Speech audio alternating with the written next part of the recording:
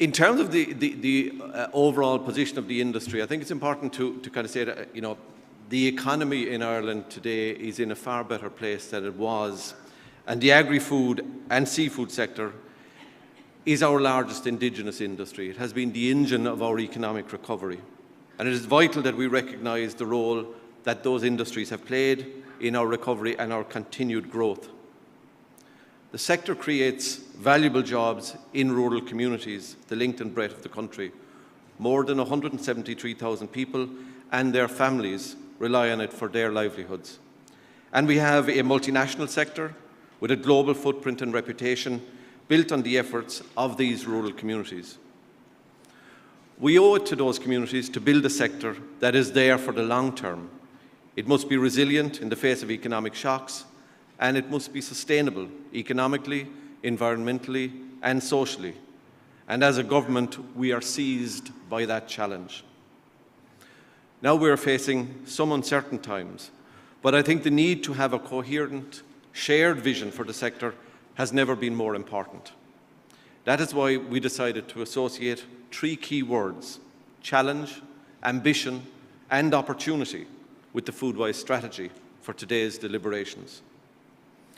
This morning, you got a good insight into global market developments. There are a number of takeaway messages. Firstly, we live in a rapidly changing and volatile world, whether it be global economic growth, energy prices, input prices, or even world food prices. Nonetheless, the outcome remains largely positive, with continuing increases in global population and urbanisation driving demand for food and agricultural output, particularly in emerging economies. Of course, that growth is by no means linear. It is punctuated by geopolitical uncertainties, weather events, competitiveness pressures, and other risks. On the other hand, there are also significant opportunities for growing and developing existing and new markets. Availing of such opportunities requires a deep understanding of individual market segments. With this in mind, the market prioritisation exercise commissioned by my department and carried out by Bord Bia will focus our global marketing efforts. We will, of course, continue to liaise closely with industry on trade matters, because you are the people who actually have to do the business in the targeted markets. Within my department, we will continue to sharpen our focus on market access matters. Additional resources are being provided to work with industry and to deepen our relationship with competent authorities in countries with which we are seeking to do business. The focus here must be on obtaining absolute clarity on the requirements of the importing country and ensuring that we, as regulators and food business operators, are in a position to meet these requirements. Consumers and state authorities in third country markets must have confidence in our food safety systems if we want to export our products. There can be no compromise on food safety. We will continue to work hard to ensure that such confidence is fully justified. I can announce today that I will lead at least 4 trade missions over the next year, starting with a trade mission to the United States and Canada in the first quarter of 2018. The European Union has recently concluded a significant trade deal with Canada, and there are strong trading and cultural links to build on in that market. The United States, of course, is our second most important export market, with exports of over €1 billion last year. My department is working with Bord Bia and industry to finalise the other elements of next year's trade missions, and I expect to be in a position to announce these very soon. Our efforts will be deeply informed by the detailed market prioritisation exercise that has just been concluded. As you are probably aware from developments today, we are now at a critical juncture in this current phase of negotiations on Brexit. On the trade side of the Brexit negotiations, our political objectives are crystal clear.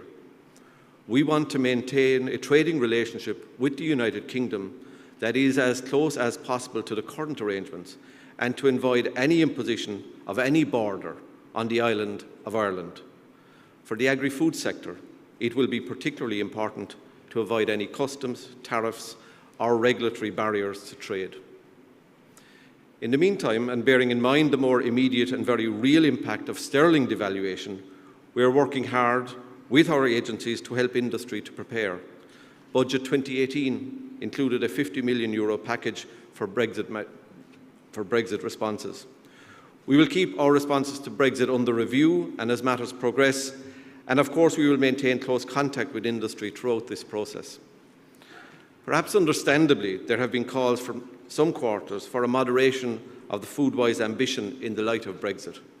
I am certain that such a step would send all the wrong signals. Indeed, to an extent, it could be self-fulfilling. We have set and achieved ambitious targets before. Our Food Harvest 2020 targets for primary production and value added have been achieved 4 years ahead of schedule, and they too appeared optimistic at the time. We should therefore continue to work towards the vision of sustainable growth set out in Foodwise, while taking account of the new realities. Of course, we must recognise the challenges, including the very real environmental challenges, and take positive steps to deal with them. You also heard from Commissioner Hogan on the future direction of the Common Agricultural Policy, following the publication of the Commission's communication just last week. This is inextricably linked to the achievement of our Foodwise ambition. We are still digesting some of the details, but I believe that the new CAP may offer potential in terms of increased flexibility to design and implement our own policies that are tailored to our needs and priorities. Of course, to do all of this, it must be adequately funded. To do this, it must help us to protect farm incomes, attract young people into agriculture, drive innovation and technology adoption, and make a real difference when it comes to meeting our environmental and climate change targets. With all of this in mind, I want to launch a public consultation in Ireland on the future of the Common Agricultural Policy, taking account of the broad parameters laid down in the Commission's communication. I want your views on how we can configure a future Common Agricultural Policy to meet the development and sustainability objectives of Foodwise. My department will be following up on this early in the new year, and I hope that you will all engage with this exercise. This brings me on to the issue of environmental sustainability, which has been discussed earlier today. When it comes to the environment, we are lucky in Ireland that Mother Nature has been generous to us, but we must not underestimate the challenge of reconciling our growth ambition with the protection of the environment, whether it be climate, water, or biodiversity related. This challenge was well recognised during the Foodwise process. The strategy was informed by a detailed environmental impact analysis and driven by a strong focus on sustainability. The Foodwise Environmental Sustainability Committee, which I have established, will have a vital role in monitoring and responding to any impacts on the environment arising from the expansion of the agri-food sector. My department and its agencies are fully aware of these challenges. Working with farmers and others, we are doing a huge amount to address them. Bottom-up local schemes such as the Burden Programme are complemented by large national schemes such as GLAS and more targeted measures such as the Beef Data and Genomics and afforestation programmes. The full range of initiatives under the Rural Development Programme are worth almost €4 billion over 7 years. Allied to all of this is the Origin Green Programme, which ensures that environmental sustainability is prioritised by our food companies and built into our market offering. I believe, therefore, that we have done more than any other sector in this space, certainly in terms of public policy, and we are building on this all of the time. Just last week, along with my colleague Minister Owen Murphy, I announced the establishment and joint funding of a new collaboration between government and industry.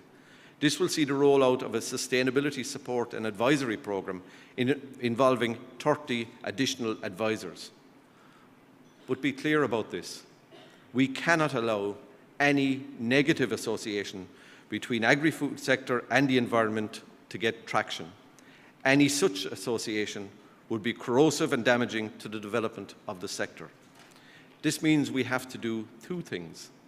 Firstly, we have to do more to articulate the tremendous contribution farmers are already making to the management and improvement of the natural environment and the efforts of industry through Origin Green.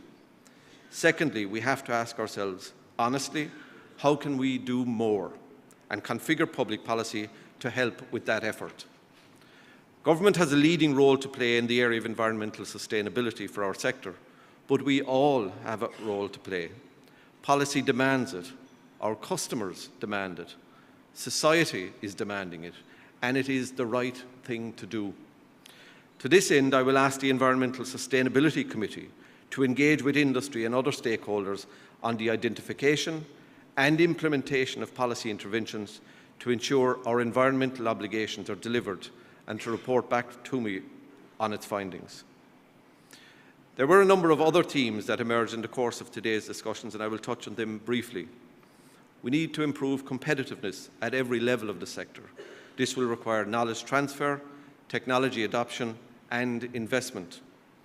Labour and skill shortages, perhaps a sign of our economic recovery and strong job creation record, were also identified as a key concern for several sectors, not least in the last panel in the context of the dairy industry and the horticultural sector. The emphasis in the Foodwise process on human capital, the need to attract, retain and develop the best people to the sector, was far-seeing in that regard. Research and innovation are key to future growth. My own department has invested some 124 million over the last 5 years through its competitive research programmes, allied to another 50 million that Teagasc devotes to its research work. Our focus should not be on output alone, but on value and margin. Research and innovation is the key to unlocking this. Government support is important, but industry also needs to prioritise research and development investment, and I think a significant step up is required here. So in wrapping up, I want to strongly restate our collective determination to achieve the growth and sustainability ambitions in Foodwise 2025. Our ambition is to deliver jobs for our people, maximise the incomes of our farmers, and to protect and enhance our rural environment. We all recognise the huge task involved in this, but we also see enormous opportunity in the United Kingdom, in European and global markets. We intend to pursue these opportunities relentlessly. We have no intention of stepping back from the United Kingdom market. On the contrary, we will redouble our efforts to build our consumer reputation and strong relationships on our neighbouring island. Of course, we recognise the potential pitfalls of Brexit, including major challenges in the agri-food sector, in particular in the seafood sector, but we know where we want the current negotiations to go, and we are determined to get there. And we will work together to manage the commercial impacts of uncertainty and volatility during that journey. We have a proud record on environmental sustainability in our agri-food production systems, but we recognise that we must do much more to meet our national emission targets and to ensure that our dairy expansion does not compromise water quality or biodiversity. We must be clear and unequivocal about this commitment to sustainability, and we must ensure that the actions we take have real and verifiable impact and deliver maximum value for private and public investment. All of this calls on all of us in the sector, farmers, processors and government, to redouble our efforts to deliver on all aspects of the Foodwise strategy. To ensure that this happens, I intend to lead a step up in the work of the Foodwise High-Level Implementation Committee. The committee includes key decision makers from 5 government departments and 5 state agencies. It has the ability to deliver the joined-up government employed in the single simple logo behind me, Rialtas na hÉireann, and I intend to ensure that it does so. On the basis of today's deliberations, I will now initiate a programme of meetings of the committee with key stakeholder groups to determine how we can all reinforce the Foodwise strategy through real and practical actions.